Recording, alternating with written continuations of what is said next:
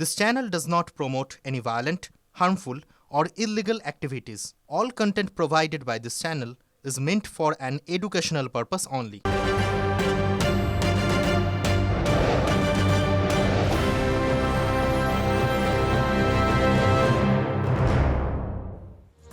আর আজ আমাদের সারাদিন ছিল নজর দিল্লিতে, কারণ নির্বাচন সদনে যে গুরুত্বপূর্ণ বৈঠক হয়ে গেল মমতা বন্দ্যোপাধ্যায়ের সঙ্গে মুখ্য নির্বাচন কমিশনের ফুল বেঞ্চের এবং 15 জনের প্রতিনিধি দলকে নিয়ে তিনি পৌঁছে গিয়েছিলেন। কিন্তু সেখান থেকে বেরোনোর পর একেবারে নজিরবিহীন ছবি, নির্বাচন সদনের সামনে নজিরবিহীন ছবি এবং একের পর এক বিস্ফোরক অভিযোগ করেছেন তৃণমূল নেত্রী মমতা বন্দ্যোপাধ্যায়। এতদিন ধরে রাজনীতি করছেন, এত ঔদ্ধত্য দেখেননি কোন নির্বাচন কমিশনারের। এই নির্বাচন কমিশন ঔদ্ধত্য এবং তিনি আরো বেশ কিছু অভিযোগ করেছেন যে তাদেরকে অপমান করা হয়েছে, তাদেরকে হেনস্থা করা হয়েছে। একের পর এক বিস্ফোরক অভিযোগ তৃণমূল নেত্রী তথা এই রাজ্যের মুখ্যমন্ত্রী মমতা বন্দ্যোপাধ্যায় কি বলেছেন বৈঠক শেষে নির্বাচন সদন থেকে বেরিয়ে, শুনুন। हम उसको बॉयकॉट करके चलाया, हम लोगों को अपमान किया है, असम्मान किया है, ह्यूमिलिएट किया है। I have not seen this type of election commission. He is very arrogant. जानबूझ के इतना खराब बिहेव हम लोगों के साथ किया है। मैंने कहा है कि I'm sorry कि आपका साथ हम लोगों ने मिलकर जस्टिस देने के लिए आए थे। जस्टिस तो नहीं मिला, लेकिन आप इंजस्टिस कर रहा है और झूठा बात कह रहे हैं। He's a great liar, giving some briefing after our queries. All are wrong. All are lie, garbage of lie. Commission অপদস্থ করেছে তাদেরকে। বিজেপি শাসিত অসমে কেন এসআইআর হয়নি এবং এত ঔদ্ধত্য তিনি আগে দেখেননি। নির্বাচন কমিশনকে অহংকারী, মিথ্যেবাদী বলে আক্রমণ মমতার। আমার সঙ্গে রয়েছেন আমার সহকর্মী জ্যোতির্ময়। যে বক্তব্যগুলো শুনলাম তৃণমূল নেত্রী মমতা বন্দ্যোপাধ্যায়ের মুখে এবং সত্যি কার্যত নজিরবিহীন ছবি দেখলাম। পুরো রাজ্যের মুখ্যমন্ত্রী এসআইআর প্রক্রিয়ার বিরোধিতা করেছেন, অবশ্যই ঠিক আছে, এবং বৈঠক শেষে যে বিস্ফোরক অভিযোগগুলো করলেন তাতে একটা আভাস পাওয়া গেল যে ভিতরে যথেষ্ট উত্তপ্ত পরিস্থিতি তৈরি হয়েছিল।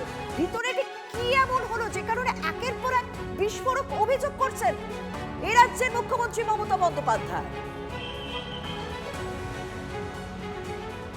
দেখো, পলিটিক্স দুটি বিষয়ের উপর নির্ভর করে। প্রথমটি হচ্ছে অপটিক্স, দ্বিতীয়টি হচ্ছে রেটরিক। অর্থাৎ আমরা চোখের সামনে যা যা কিছু দেখতে পাই, সেই দেখতে পাওয়ার মধ্যে এমন কিছু চাঞ্চল্যকর জিনিস থাকে যা মানুষের নজর টানতে বা পরবর্তী ক্ষেত্রে জনমত গঠনের ক্ষেত্রে, রাজনীতিতে হাতিয়ার হিসেবে ব্যবহার করার ক্ষেত্রে অন্যতম সহায়ক হয়ে ওঠে।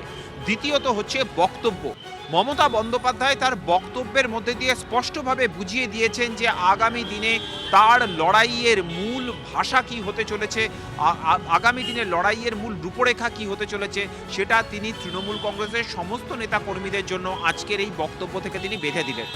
যে খবর আমাদের কাছে এসে পৌঁছচ্ছে যে 15 জনের টিম নিয়ে যাওয়ার কথা ছিল, 15 জনের টিম নিয়ে যাওয়া হয়েছে, কিন্তু তার মধ্যে 12 জনকে নিয়ে যাওয়া হয়েছে যারা এসআইআর এফেক্টেড ফ্যামিলি।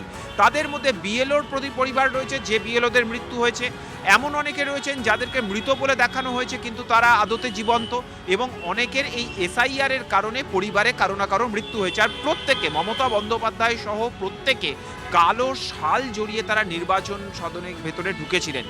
নির্বাচন সদনে বরাবরই প্রত্যেক দিন কোনো না কোনো রাজনৈতিক দল এই ধরনের ইস্যু নিয়ে তারা অভিযোগ জানাচ্ছেন, কিন্তু এসআইআর এর ফলে যারা হেনস্থা হচ্ছেন বলে অভিযোগ বা ক্ষতিগ্রস্ত হচ্ছেন বলে অভিযোগ, সেই সাধারণ মানুষকে জ্ঞানেশ কুমার বা ফুল বেঞ্চের মুখোমুখি বসিয়ে দেওয়ার মতো ঘটনা কার্যত বেনজির। আর সেখানেই কিন্তু জাতীয় নির্বাচন কমিশনার কিছুটা স্নায়ুর চাপে পড়েন বলে সূত্র মারফত আমরা খবর পাই।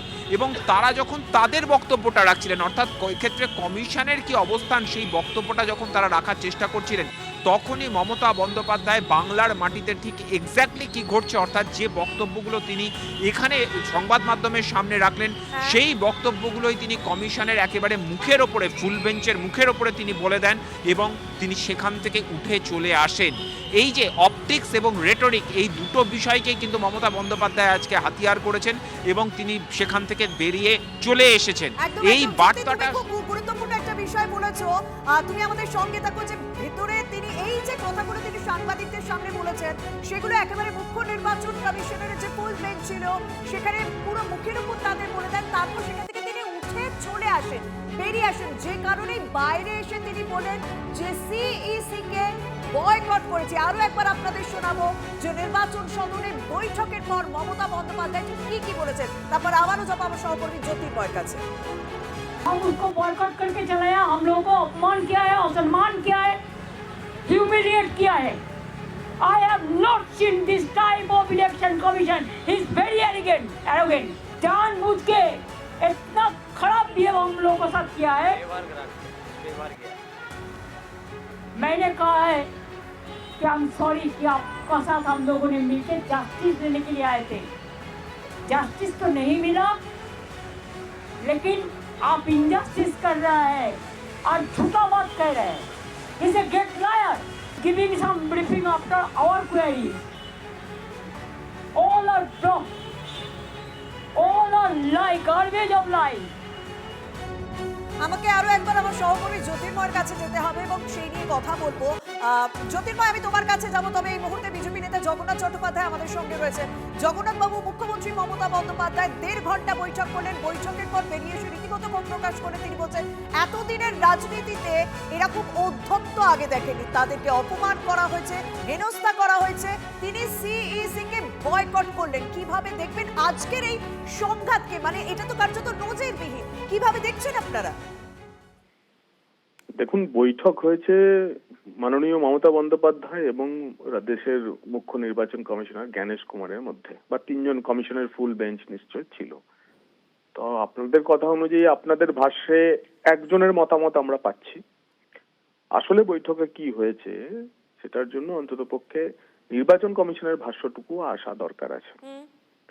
তার ভিত্তিতে কেউ মানে দুই পক্ষের বৈঠকে একজন বেরিয়ে এসে কোনো অভিযোগ তুললে তখন তো মুশকিল হয়। আমার মনে পড়ে যাচ্ছে যে সিঙ্গুরের সময়কার বুদ্ধদেব ভট্টাচার্য মমতা বন্দ্যোপাধ্যায়ের মাঝে মধ্যস্থতাকারী হিসেবে গোপাল গান্ধী তৎকালীন রাজ্যপাল ছিলেন। এরকম অধ্যত্ব দেখানো এবং অধ্যত্ব দেখা, এরকম অনেক ঘটনার সাক্ষী পশ্চিমবঙ্গের মানুষ রয়েছে। তো এখন যদি দেশের নির্বাচন কমিশনারকে উনি বয়কট করেন, তাহলে সেই দেশের নির্বাচন কমিশন ভারতের নির্বাচন কমিশন যে ভোটটা পশ্চিমবঙ্গে করবে, তৃণমূল কংগ্রেস তাতে কি অংশগ্রহণ করবে? এ ব্যাপারে মাননীয় মুখ্যমন্ত্রীকে কিছু বলেছেন? শুধু তো মুখ্য নির্বাচন কমিশনারকে বয়কট করলে হবে না, স্পষ্ট করে দিয়েছেন যে ভোট বয়কট কিন্তু তিনি কখনো করবেন না। তাহলে এটা কেমন স্ববিরোধিতা থেকে যাচ্ছে না? রাজ্যের মুখ্যমন্ত্রী যিনি ভোট করাবেন তাকে বয়কট করবেন, কিন্তু ভোট বয়কট করবেন না। তার করানো ভোট তো তাকে সবার আগে বয়কট করতে হবে যদি উনি দেশের নির্বাচন কমিশনারকেই না মানেন। সাংবিধানিক পদে থাকা ব্যক্তিরা, আমার ধারণা যে দেশের সাংবিধানিক কাঠামোর মধ্যে থাকা প্রতিষ্ঠানের প্রধানদের পারস্পরিক শ্রদ্ধা সম্মান রাখা উচিত। কুমার সিজন ব্যুরোক্র্যাট, ভারতের নির্বাচন কমিশনার হয়ে রয়েছেন এবং এখনো পর্যন্ত ভারতবর্ষের হেন কোনো দল নেই। এই দুদিন আগেই উনি ভারতবর্ষের প্রাক্তন প্রধানমন্ত্রী এইচ.ডি. দেবেগৌড়ার যে জনতা দল সেকুলার, তার সঙ্গে দেখা করেছেন। জগন্নাথ বাবু, আপনার প্রতিক্রিয়া একদম স্পষ্ট, আমাদের কাছে অনেক ধন্যবাদ। নির্বাচন কমিশনে গিয়ে বেনজির সংঘাত, সেরকমই বক্তব্য শুনলাম আমরা মুখ্যমন্ত্রী মমতা বন্দ্যোপাধ্যায়ের কাছ থেকে। নির্বাচন কমিশনের সঙ্গে একেবারে বেনজির সংঘাত মুখ্যমন্ত্রী, কিন্তু এই আবহে রাজ্যের বিরোধী দলনেতা শুভেন্দু অধিকারী তিনি ঠিক কি বলছেন? তিনি বলছেন ক্ষমতা হারানোর ভয় পাচ্ছেন মুখ্যমন্ত্রী, তাই মৃত ও বাংলাদেশের রোহিঙ্গাদের ভোটার তালিকায় রাখতে চান। কি বলেছেন শুভেন্দু? মুখ্যমন্ত্রী ক্ষমতা হারানোর ভয়ে মৃত ভোটার, ভুয়া voter, double triple entry voter, Bangladeshi অবৈধ অনুপ্রবেশকারী মুসলমান এবং রোহিঙ্গাদের ভোটার তালিকায় রাখতে চান। এই মুখ্যমন্ত্রীর পূর্ণ পরিকল্পনা হচ্ছে এসআইআর কে ভন্ডুল করো, এসআইআর হাঁটকে 24 সালের লোকসভা ভোটে পুরনো ভোটার লিস্টে ভোট করার জন্য সুপ্রিম কোর্টে গিয়ে আবেদন করো। এর চাল ধরা পড়ে গেছে। ছত্রে ছত্রে ড্রামার নাটক মিথ্যাচার ছাড়া সত্য কথা বলে না। মালদার চাচলে একটা অদ্ভুত অভিযোগ উঠছে যে বিএলও সেই নাকি তৃণমূল কংগ্রেসের সাধারণ সম্পাদক। নির্বাচন কমিশনে ইতিমধ্যে লিখিত অভিযোগ জানিয়েছে বিজেপি। চাচলের 146 নম্বর বুথের বিএলও চন্দন সাহা সদ্য প্রকাশিত হওয়া তৃণমূলের ব্লক ও অঞ্চল কমিটির তালিকাতে তার নাম রয়েছে। এসআইআর এর দায়িত্বে থাকা বিএলও কিভাবে তৃণমূলের সাংগঠনিক কমিটিতে থাকতে পারে? পক্ষপাতিত্ব ও বিধিভঙ্গের অভিযোগে লিখিত নালিশ বিজেপি। এসআইআর এর দায়িত্ব পাওয়ার পর তৃণমূলের মিটিং মিছিলে যাননি, পাল্টা সাফাই দিচ্ছেন বিএলও। আগে যেটা লিস্ট ছিল সেটাতে আমি ছিলাম এবং আমি জানি এবং আমি ছিলাম। আমি শিক্ষক সংগঠনের একটা তৃণমূল শিক্ষক সংগঠন, আমি শিক্ষক করি, তো শিক্ষকতার সাথে তৃণমূল শিক্ষক সংগঠনের সাথে যুক্ত ছিলাম আমি। কিন্তু এই বিএলও হওয়ার পর থেকে যেদিন থেকে এসআইআর চালু হলো তবে থেকে কিন্তু আমি কোনো মিটিং মিছিলে বা কোথাও যাচ্ছি না। আমি দায়িত্ব সহকারে নিজের বুথের বিএলও ডিউটিটাই পালন করছি। বেলডাঙ্গার হিংসার ঘটনা মনে আছে? 16 এবং 17 জানুয়ারি পরিযায়ী শ্রমিকের মৃত্যুকে কেন্দ্র করে রীতিমতো উত্তপ্ত হয়ে উঠেছিল সেই ঘটনার তদন্ত করে দেখছে এনআইএ টিম। ঝাড়খণ্ডে নিহত আলাউদ্দিন শেখের বাড়িতে পৌঁছে গিয়েছিলেন কেন্দ্রীয় তদন্তকারী সংস্থার আধিকারিকরা। অশান্তির নেপথ্যে কাদের ইন্ধন তা খুঁজতে সোশ্যাল মিডিয়ায় নজর এনআইএ। ধৃত 36 জনকে বৃহস্পতিবার বিশেষ এনআইএ আদালতে পেশের নির্দেশ বিচারকের। আর ওই দিনই অভিযুক্তদের নিজেদের হেফাজতে চাইবে এনআইএ। 25 ফেব্রুয়ারি আদালতে রিপোর্ট দেবে কেন্দ্রীয় এজেন্সি। এখনো পর্যন্ত রিপোর্ট দেওয়ার জন্য যে সমস্ত তথ্য প্রয়োজন সেই সমস্ত তথ্য সংগ্রহ করছেন কেন্দ্রীয় তদন্তকারী সংস্থার আধিকারিকরা, যে কারণে সমাজ মাধ্যমের উপর তারা বিশেষভাবে নজর রেখেছেন। আজ সাইবার ক্রাইম থানায় তারা পৌঁছে গিয়েছিলেন, কারণ সেই ঘটনার সময় 16 এবং 17 জানুয়ারি সমাজ মাধ্যমের কি কি ভূমিকা ছিল, কে কি ভিডিও পোস্ট করেছে, সেই ভিডিওর কতটা প্রভাব পড়েছে এই ঘটনায়, সেই সমস্ত বিষয় তদন্ত করে দেখা হবে এবং তারপরে রিপোর্ট পেশ করবে কেন্দ্রীয় এজেন্সি।